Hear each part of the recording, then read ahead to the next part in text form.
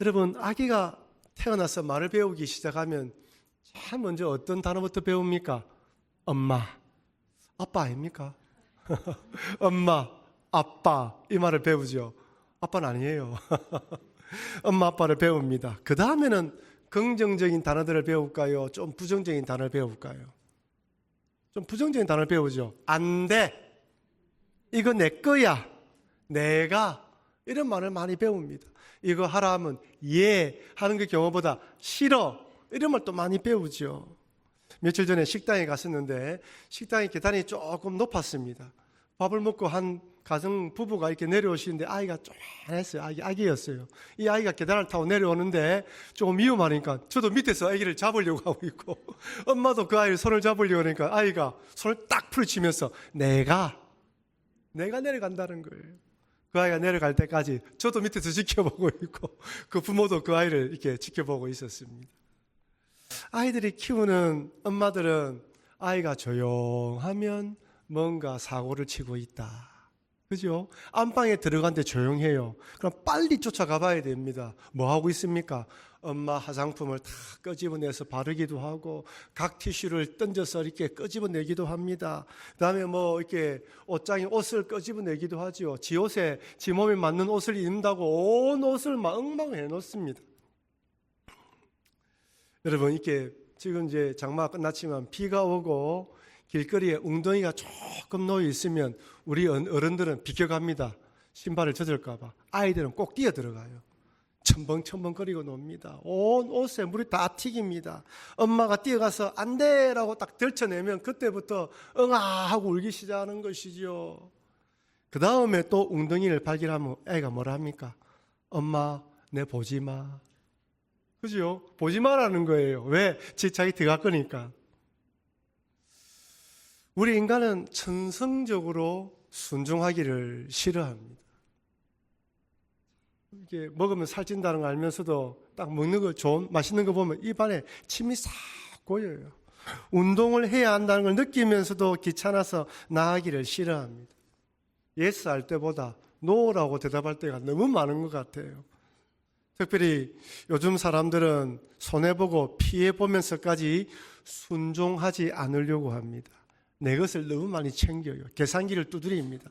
이것을 하면 내게 어떤 유익일까, 어떤 이익이 될까 먼저 철저하게 계산합니다. 사람과의 관계뿐만 아니라 신앙 안에서도 하나님 안에서도 철저하게 계산기를 두드립니다. 여러분, 책임감은 두말할 필요가 없습니다. 권리를 누리려고 하면서도 책임은 지지 않으려고 합니다. 당연히 져야 할 책임도 지지 않으려고 하는 세상입니다. 이렇게 순종하며 책임지지 않으려고 하는 세상 가운데 오늘 본문의 이 룻의 순종과 고엘로서 책임을 다하려고 하는 이 보아스의 이 모습을 보면 우리에게 큰 도전을 줍니다. 과연 이렇게 순종할 수 있을까? 그러니 오늘 말씀을 통해 현재 내가 있는 그 자리에서 나는 어떤 순종과 책임을 지고 있는지 우리 자신을 돌아보면서 순종하고 책임져야 할 때가 오면 순종하시고 책임지시는 여러분과 제가 되길 주의 이름으로 축원합니다. 1부부터 조금 소리될 거네요. 다시 한 번 더요. 순종하기를 책임지기를 축원합니다. 예, 순종하고 책임져야 됩니다. 지금까지 우리가 살펴보았듯이 모압으로 이주했지만 나오미와 그의 나오미의 집안은 망했습니다. 남편도 죽고 두 아들도 죽었습니다. 이제 모든 걸 청산하고 베들레헴으로 돌아오려고 하는데 룻이 따라오겠다고 해서 룻을 데리고 왔습니다. 이렇게 베들레헴에 돌아온 룻은 그리고 나오미는 할 수 있는 일이 없어요. 룻이 이삭 죽기를 했는데 이삭 죽기 하기 위해서 우연히 간 밭이 누구 밭이었다고요? 보아스의 밭이었어요. 근데 때마침 누가 나타났습니까? 보아스가 나타났습니다. 하나님은 믿음으로 살려고 하는 자들에게 우연과 때마침 이 마침의 시간을 통하여 하나님께서 복을 주신다고 말씀드렸습니다. 보아스는 룻에게 편의를 제공합니다. 일꾼들이 먹는 물과 음식과 그리고 곡식 다발도 뽑아주라고 해서 큰 수확을 거둔 것이죠. 룻이 기분 좋아서 집에 돌아갑니다. 시어머니가 깜짝 놀래요. 이삭 죽기 하면 보통 요만큼의 양을 가져오는데 엄청나게 양을 많이 가져온 것입니다. 너 무슨 일이 있으니? 갔는데 보아스 밭이었어요. 그리고 이렇게 은혜를 베풀었습니다 라고 이야기를 합니다. 이 이야기를 들은 시어머니 나오미가 적극적으로 변합니다. 룻의 결혼을 생각하는 것이죠. 그러면서 오늘 본문에 쭉 읽어보면 알겠지만은 룻에게 보아스의 처소에 들어가라고 요청합니다. 이야기를 해요. 여러분, 요즘 젊은 사람들 선도 잘 안 보려고 해요. 소개팅 잘 안 하려고 합니다. 그죠? 요즘 젊은 사람 만나면 좀 마음에 들면 뭐 합니까? 썸을 타요. 이 사람이 맞는지 안 맞는지 자기들끼리 밀고 당기고 만나봅니다. 그리고 연애하고 결혼해요. 근데 오늘 본문을 보면 나오미가 너무 건너뜁니다. 지금 어떤 조짐도 없어요. 그런데 룻에게 바로 보아스의 처소에 들어가라고 합니다. 속전속결로 일을 처리하려고 하는 것이죠. 제가 이 구절을 읽으면서 속으로 아이고, 우리 결론을 다 알고 있으니까 우리가 하는 말이지, 이 양반은 어쩌려고 이렇게 하노? 이 시어머니 정말 위험하다. 어떻게 이렇게 무모한 행동을 하는가? 이런 생각이 들기도 합니다. 여러분, 그런데 이렇게 적극적으로 행하는 나오미의 모습이 좀 생소하지 않습니까? 우리가 성경을 읽어볼 때 나오미가 이렇게 적극적으로 나올 때가 있었습니까? 없었어요. 1장에서는 엘리멜렉 아내로서 그냥 엘리멜렉이 하자님도 따라갑니다. 그리고 돌아왔어도 룻의 뒤에 시어머니 나오미가 있어요. 적극적으로 나서지 않았습니다. 그런데 오늘 본문에서는 적극적으로 나섭니다. 그러면서 룻에게 이렇게 말합니다. 룻기 3장 1절 말씀 우리 같이 한번 읽어보겠습니다. 룻의 시어머니 나오미가 그에게 이르되 내 딸아 내가 너를 위하여 안식할 곳을 구하여 너를 복되게 하여야 하지 않겠느냐. 여기 내가 너를 위하여 안식할 곳을 구한다. 여기 안식이라는 말은 결혼을 의미합니다. 나오미는 룻에게 보아스가 호의와 친절을 베푼 것을 보면서 확신했습니다. 보아스가 고엘로서 룻에게 책임을 다해 줄 것이라고 믿었던 것이죠. 여러분, 고엘 제도가 무엇입니까? 그 당시에 고엘 제도는 쉽게 말씀드리면 친족들 가운데 어려움을 당하면 친척들 중에서 순서를 1번, 2번, 3번을 정해서 서로 도와주라는 것입니다. 여러분, 세상에 혼자 살아갈 수 있습니까? 어려운 일을 만날 때가 너무 많아요. 이때 친족들이 서로 도와주라는 것이죠. 고엘은 3가지 일을 해야 됩니다. 첫째, 그 친족 중에 한 명이 가난해서 땅을 팔았을 경우 그 땅을 대신 사줘서 그 사람에게 돌려주는 일을 해야 됩니다. 무슨 손해를 봅니까? 재산적인 손해를 보는 거예요. 두 번째는 그 친족이 결혼을 했는데 아들을 놓지 못하고 자식을 놓지 못하고 죽어버려요. 남자가. 미망인이 되었습니다. 그러면 친족들 중에 고엘되는 사람이 결혼을 해줘서 자식을 낳아서 그 자녀의 이름으로 대를 이어주게 만드는 거예요. 자기 자식이 아니에요. 그 죽은 남편의 이름으로 가문을 잇게 만드는 거예요. 그러면 뭐 합니까? 땅도 사주고 결혼도 해주고 자식도 낳아서 키워주고 살아주게 하는 거예요. 마지막 3번째는 어려운 일 당해서 누가 이렇게 그 사람이 나쁜 사람한테 죽임을 당했다. 그러면 옛날에는 법이 많이 발달되지 않았잖아요. 그러면 막 한때 쳐들어가서 더 크게 복수할 수가 있어요.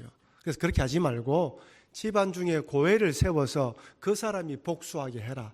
여기 복수하라는 것은 완전히 망하게 하는 개념이 아닙니다. 네가 당한 만큼 그만큼만 법적으로 조치를 취하라, 이런 의미입니다. 그러니 고엘이 된다는 건 뭐 하는 것입니까? 자기의 이익이 되는 거 없어요. 돈으로 그다음에 모든 걸 그 사람이 살아갈 수 돕는 일을 해야 되는 것입니다. 하나님이 이 제도를 주신 이유는 아무리 하나님 백성이지만 이 땅에 혼자 살아갈 수 없기 때문입니다. 여러분, 우리는 혼자 살아갈 수 없습니다. 우리는 서로를 도와야 됩니다.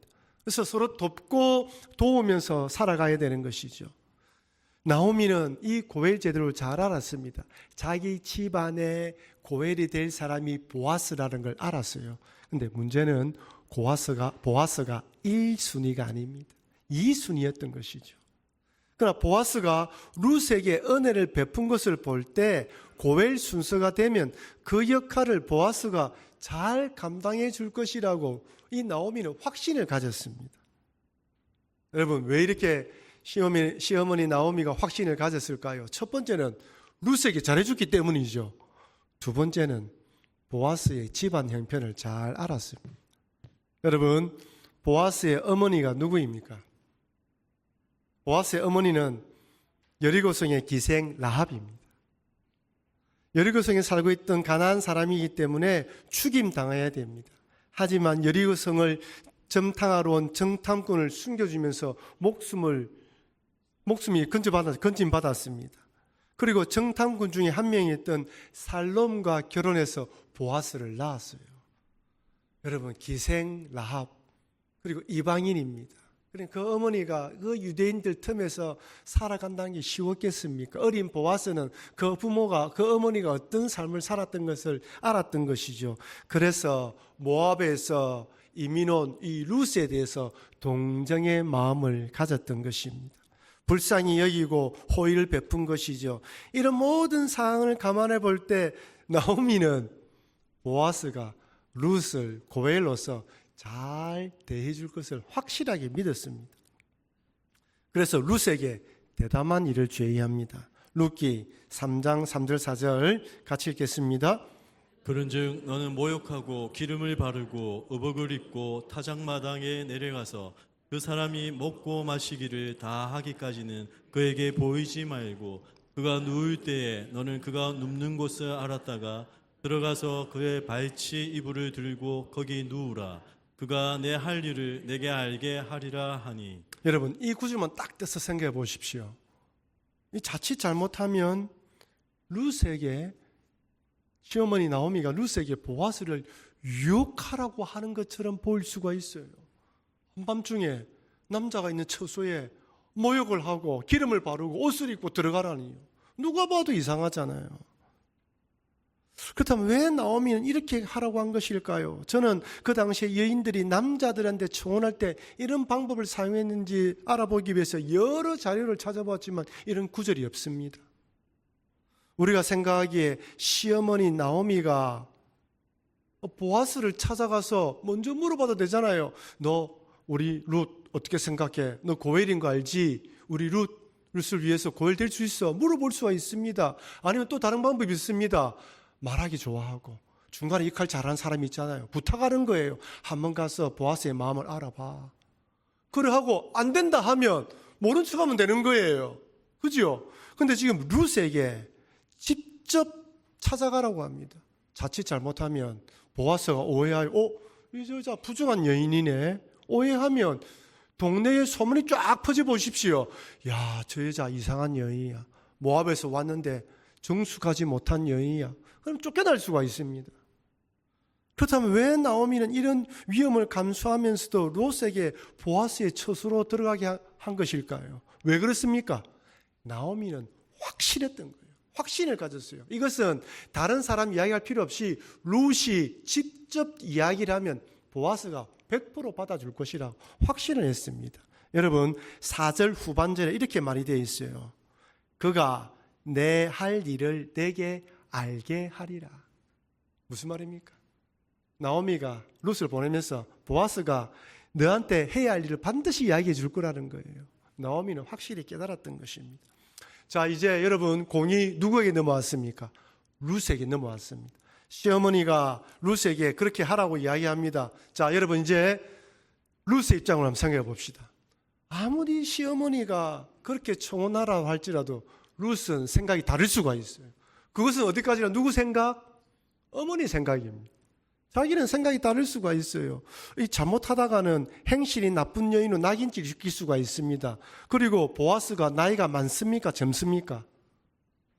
나이가 많아요. 보아스가 룻에게 말하기를 나이가 젊은 사람을 선택할 수 있음에도 네가 나를 택했구나라고 이야기해요. 여러분, 어떤 여인이 자기 두 번째 결혼을 하면서 좀 마음에 드는 사람과 결혼하고 싶지 않겠습니까? 좀 더 젊은 사람과 살고 싶지 않겠습니까? 룻의 입장에서는 시어머니 제안을 거절할 수 있습니다.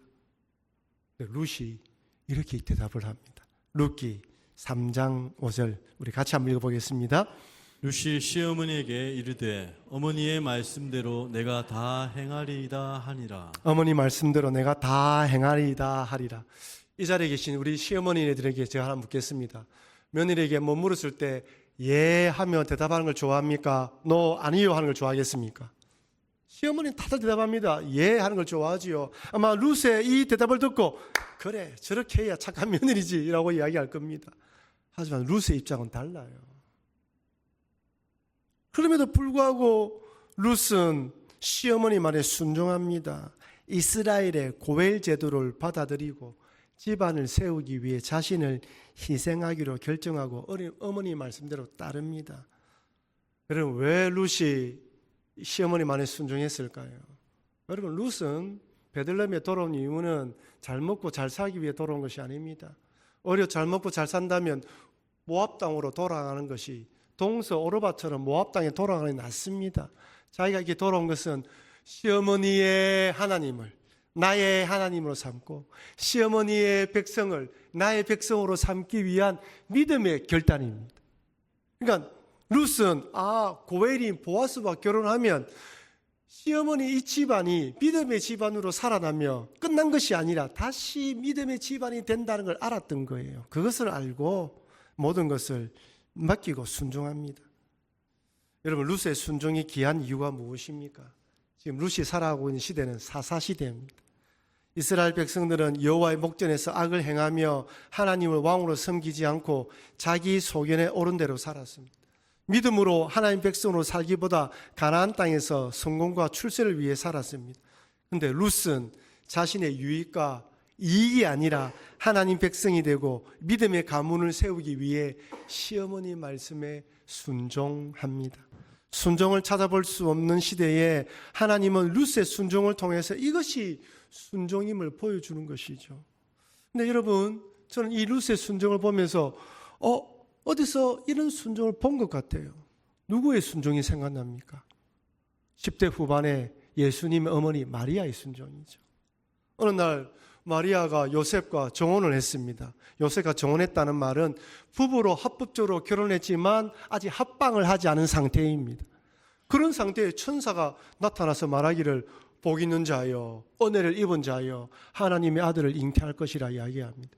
여러분 우리는 결과를 알고 있기 때문에 받아들이지만 여러분 한번 생각해 보세요. 정혼한 여인입니다. 아직까지 남자를 알지 못한 여인입니다. 이 여인이 임신을 했다면 무슨 일이 일어나겠습니까?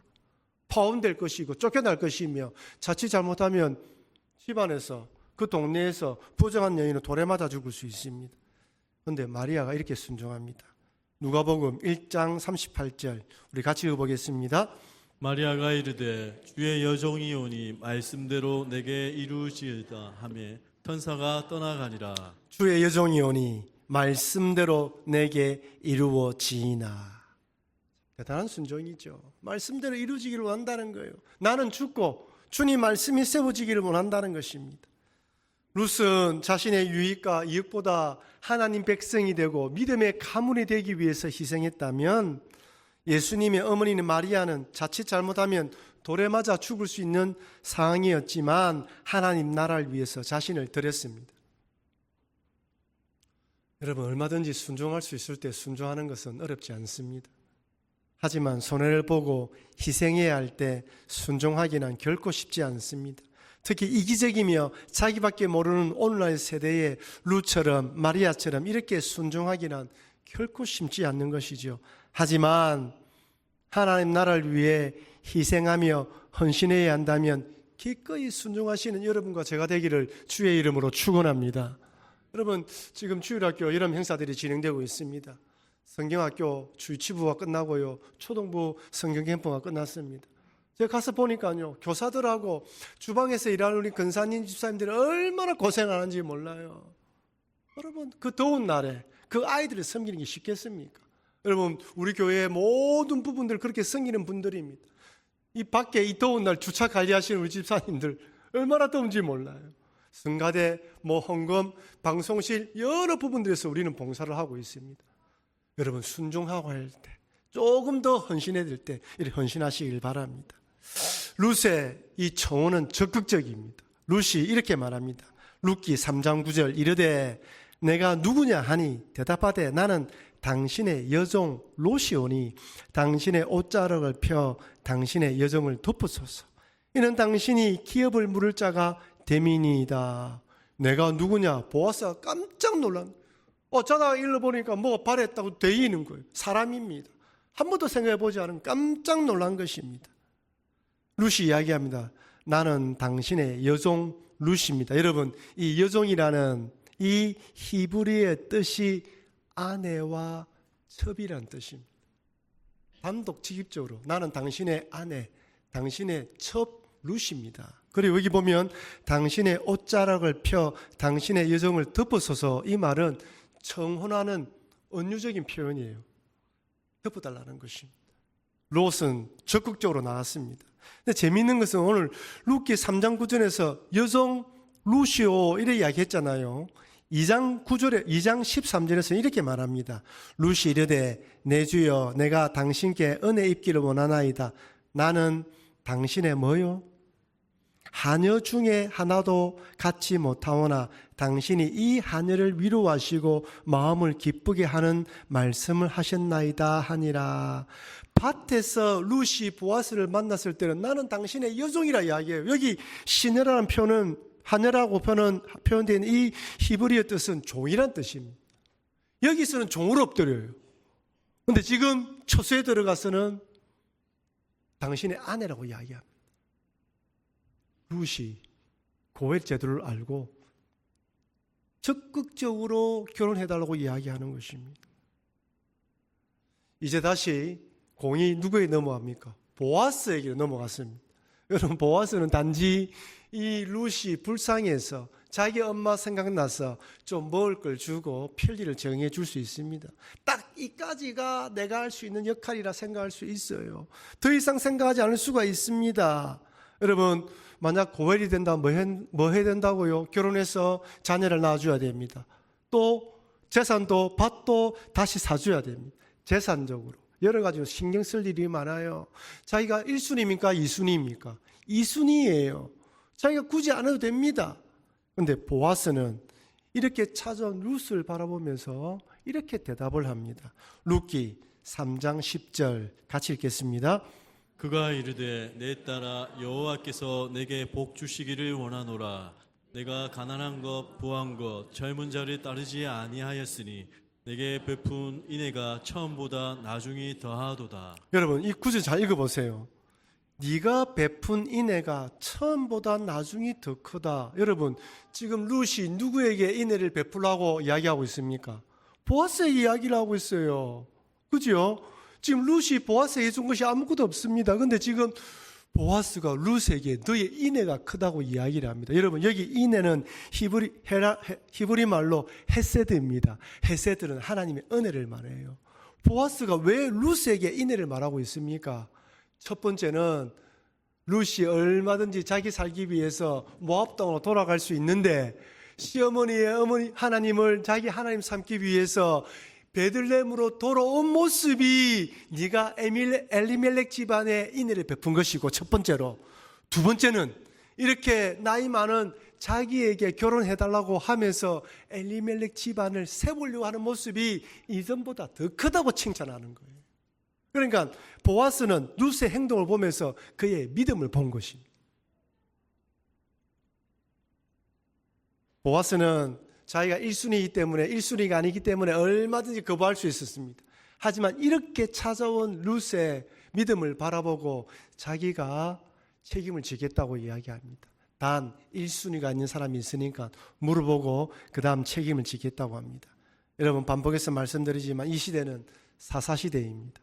하나님 말씀에 순종하며 하나님의 뜻에 살기보다 자기 이름을 내며 자기 성공과 출세를 위해 달려가던 시대였습니다. 근데 보아스는 자기를 희생하면서 룻의 집안을 살리려는 이타적인 삶, 고엘로서 책임지려고 하는 믿음의 삶을 살고 있습니다. 얼마든지 회피할 수 있었음에도 책임을 지려고 합니다. 사랑하는 성도 여러분, 제가 룻기를 말씀을 이렇게 준비하면서 사사시대 수요일 날 말씀을 전하면서 오늘날과 돌이켜 봤을 때, 비교해 봤을 때 우리가 살아가는 이 시대는 진짜 신사사시대라는 생각이 들었습니다. 철저하게 자기 욕망과 정욕과 쾌락에 따라가는 세상입니다. 하나님 믿는다고 할지라도 자기 유익과 이익이 우선이 되어버린 세상입니다. 이런 세상 가운데 하나님은 룻을 통하여 우리에게 도전합니다. 어떤 순종으로 나아가야 하는지, 지금 그 자리에서 어떤 순종을 해야 되는지 우리에게 묻고 있습니다. 책임을 지지 않고 의무를 행하지 않으려고 하는 세상 가운데 보아스를 통하여 어떤 책임을 져야 하는 것인지 가르쳐 주십니다. 그리고 오늘 말씀을 통해 희생하고 포기해야 하지만 손해볼지라도 순종해야 된다면 순종하시는 여러분과 제가 되길 바랍니다. 아울러 또한 보아스처럼 책임을 져야 한다면 책임지는 신앙인으로 살아가시는 여러분과 제가 되길 주의 이름으로 축원합니다. 우리 받은 말씀을 기억하면서 우리 한번 결단하며 기도하기 원합니다. 하나님